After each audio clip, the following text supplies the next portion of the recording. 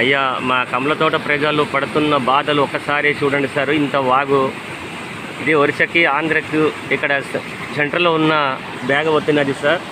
మేము నిత్యావసర అవసరాలకి వెళ్ళాలన్నా, లేదంటే ఒక గర్భిణీ స్త్రీలు హఠాత్తుగా మాకు హాస్పిటల్ తీసుకెళ్ళాలన్నా చాలా భయంకరమైన పరిస్థితుల్లో ఇక్కడ మేము ఉన్నాం సార్. ఇక్కడ మాకు గవర్నమెంట్ యాక్సెప్ట్ తీసుకుంటూ ఈ నదిని మాకు ఇక్కడ బ్రిడ్జి త్వరలో నిర్మించి ఇస్తారనేసి కమలతోట ప్రజలు కోరుకుంటున్నాం సార్. అలాగే ఎన్ని ప్రభుత్వాలు మారినా, ఎన్ని యుగాలు మారినా మా కమలతోట ప్రజలు, మా బతుకులు, మా బాధలు ఎవ్వరు కూడా పట్టించట్లేదు సార్. ఈ విధంగా ఇదైనా మేము ఒక ఫోటో వీడియో తీసి పంపిస్తున్నాం సార్. చూసిన వెంటనే గవర్నమెంట్ యాక్సెప్ట్ తీసుకొని కమలతోట ప్రజల్ని ఒక న్యాయం చేస్తారనేసి మేము కోరుకుంటున్నాం సార్. ఈ నది ఇంత ప్రవాహంలో పర్వటిస్తున్నది. దీనికి ఏమైనా యాక్సెప్ట్ తీసుకోండి. ఇక్కడ త్వరలోన ఒరిస్సాకి ఆంధ్రకి మేము ఎట్లా అటు అరకు రావాలన్నా 24 కిలోమీటర్లు లాంగు, ఇటు సాలర్ వైపు వెళ్ళాలన్నా, ఇటు ఒరిస్సా వైపు వెళ్ళాలన్నా ఇక్కడ ఈ బ్రిడ్జి ఒకటి నిర్మాణం చేస్తేనే కానీ ఈ మా నిత్యావసర సరుకులుగా తెచ్చుకోవడం కానీ, హఠాత్తుగా మరి ఇప్పుడు ఎక్కడ ఒక సాలూరులో అయితే కానీ అరకుల్లో కానీ హాస్పిటల్ తీసుకెళ్ళాలన్నా అలా ఒరిస్సా రోడ్డు మీద తీసుకుని రావడానికి కూడా అవకాశం ఉంది సార్. ఇక్కడ బ్రిడ్జి లేకపోవడం వల్ల మేము చాలా ఇబ్బందులు పడుతున్నాం సార్ గ్రామ ప్రజలము. అలాగే ఏ మహానుభావుడో ఎన్నోసార్లు ఎంత ఇంజనీర్లు వచ్చారు, ఎంతమంది అయ్యగారులు డీగారులు కూడా ఇక్కడ పంపించారు. ఒక కాంట్రాక్ట్ వచ్చేసి డిసెంబరు అంటే 2024 డిసెంబరు 23 తారీఖులో కొద్దిగా బండి తీసుకొచ్చి ఇక్కడ మాకు దింపాడు. నేను దగ్గర ఉండేసి అయితే ఇక్కడ చిన్న రహదారి చేసాము.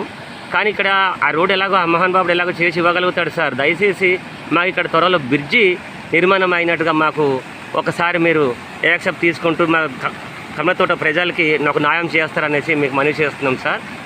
దయచేసి సాక్షి వాళ్ళు అయినా, ఈటీవీ వాళ్ళు అయినా, మా టీవీ వాళ్ళు అయినా, అలాగే ఈనాడైనా, ఆంధ్రజ్యోతి అయినా, ఎవరైనా మాకు న్యాయం జరిగినట్టుగా గవర్నమెంట్కి తెలియజేయండి సార్. మీకు ఇది న్యూస్ ఏమో గ్రూప్లో పెడుతున్నాను. మా బాధలు అయితే ఎవరికి చెప్పుకోలేక మేము ఎవరికి అడిగినా, ఎన్నిసార్లు చెప్పినా ఎవరు కూడా మాకు పట్టింపు చేయట్లేదు సార్. ఒక ఎంపీటీసీ కానీ, జెడ్పీటీసీ కానీ, ఒక ఎమ్మెల్యే కానీ ఓట్లు అడిగే అప్పుడైతే అవ్వ, తాత, అమ్మ అనేసి మాకు ఓటేయండి, మీకు అన్ని మంచి పనులు చేస్తాము అంటారు. కానీ ఓటేసి గెలిచిన తర్వాత ఎవడు కూడా నాదుడు మాకు పట్టించుకున్నవాడు లేడు సార్. మేము ఎవరిని మేము వేడుకోవాలి సార్. మా గవర్నమెంట్ ఏ విధంగా సరే ఇది చూసి మాకు యాక్సెప్ట్ తీసుకొని ఇక్కడ మాకు బ్రిడ్జి నిర్మాణం చేసి ఇస్తారనేసి మేము కోరుకుంటున్నాం సార్. మేము చాలా ఇబ్బంది పడుతున్నాము. ఇంత వాగులోనికి అవతల పక్క కూడా కొంతమంది అలాగా చూడండి సార్, ఎలాగ అవతల దాటడానికి వచ్చేవాళ్ళు. ఇక్కడ మా ఊర్లో ఇక్కడ చుట్టం వచ్చేవాళ్ళు అనమాట. ఇక్కడ అవతల పక్క ఉండిపోయారు కాదు. చూడండి సార్, గడ్డ దాటడానికి అవ్వలేక ఉదయం నుండి అలాగే ఉండిపోయారు సార్. రాత్రి నుండి గడ్డ ఇలాగా అవుతుంది. ఎటుపక్క నుండి వెళ్ళేసి దాటిదామంటే కూడా దీనికి అవకాశం లేకుండా పోతుంది సార్. అలాగే ఒక ఎమ్మెల్యే గారు కానీ, ఒక ఎంపీటీసీ కానీ, జెడ్పీటీసీ కానీ, ఒక సర్పంచ్ గారు కానీ ఇది చూసి వెంటనే గవర్నమెంట్ దృష్టికి తీసుకెళ్ళేసి మాకు న్యాయం చేయగలుగుతారనేసి మేము కమలతోట ప్రజలు కోరుకుంటున్నాం సార్.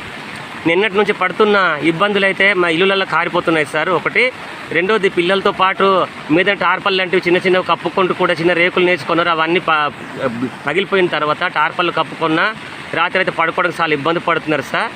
దయచేసి ఏదైనా సరే ఇమీడియట్గా మాకు ఇక్కడ బ్రిడ్జి నిర్మాణం చేయడానికి కొద్దిగా మీరు త్వరలో యాక్సెప్ట్ తీసుకుంటారనేసి మీకు మనవి చేస్తున్నాం సార్.